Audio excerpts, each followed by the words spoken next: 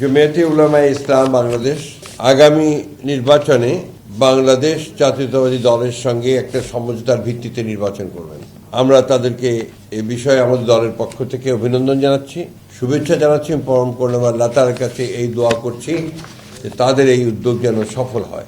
বাংলাদেশ এখন একটা ট্রানজিশনাল পিরিয়ডে আছে, একটা ভয়াবহ ফ্যাসিস্ট শাসন, যে শাসন আমাদের সমস্ত মূল্যবোধগুলোকে ধ্বংস করে দিয়েছিল, আমাদের গণতান্ত্রিক প্রতিষ্ঠানগুলোকে ধ্বংস করে দিয়েছিল, আমাদের অর্থনীতিকে ধ্বংস করে দিয়েছিল।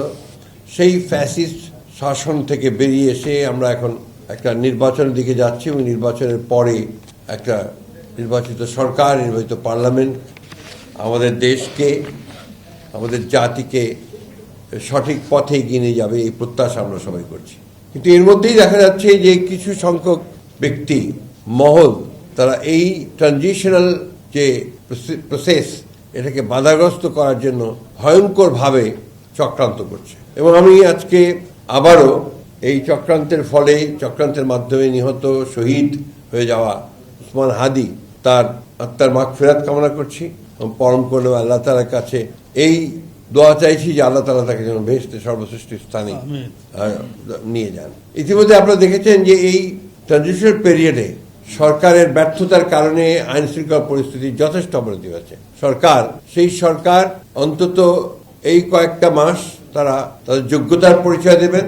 আমি ধন্যবাদ জানাই যে তারা তাদের কথা রেখেছেন যে আপনার 26 ফেব্রুয়ারি মাসের 12 তারিখে নির্বাচনের ঘোষণা দিয়েছেন এবং নির্বাচন কমিশন। কিন্তু নির্বাচনের যে পরিবেশ তৈরি করা, এই পরিবেশ তৈরি করা যে তাদেরকে আরো সচেতন এবং ইতিবাচক ভূমিকা পালন করা দরকার, আরো কার্যকরী ভূমিকা পালন করা দরকার এবং এই বিষয়গুলোতে তাদের ফোকাস আরো বেশি দেবেন এবং আরো ভালোভাবে নির্বাচন যেন আপনার অত্যন্ত সুষ্ঠু পরিবেশে অনুষ্ঠিত হয় সেই বিষয়গুলো দিকে আরো লক্ষ্য রাখবেন, এটা আমরা আশা করি। আমরা কিন্তু প্রথম থেকেই বাংলাদেশ বিএনপির জন্মলগ্ন থেকেই শহীদ প্রেসিডেন্ট জিয়া রহমান সাহেব তিনি সংবিধানে বিসমিল্লাহির রহমানির রহিম প্রথম তিনি সন্নিবিষ্ট করেছিলেন এবং আল্লাহর উপরে অবিচল আস্থা বিশ্বাস এই কথা দেওয়া হয়েছিল।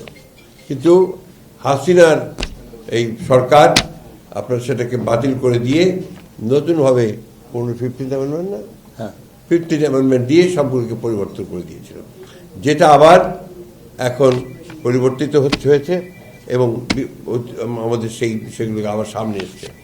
আমরা ইতিমধ্যেই কমিটেড যে আমরা যে 15th অ্যামেন্ডমেন্টে আমাদের যে কনস্টিটিউশনে যে বিধানগুলো ছিল সেগুলোকে আমরা অবশ্যই আমরা আমাদের সামনের দিনে আমরা সেগুলোকে অগণতান্ত্রিক বিধানগুলোকে বাদ দিয়ে গণতান্ত্রিক বিধানগুলোকে আমরা সামনের দিকে নিয়ে আসবো।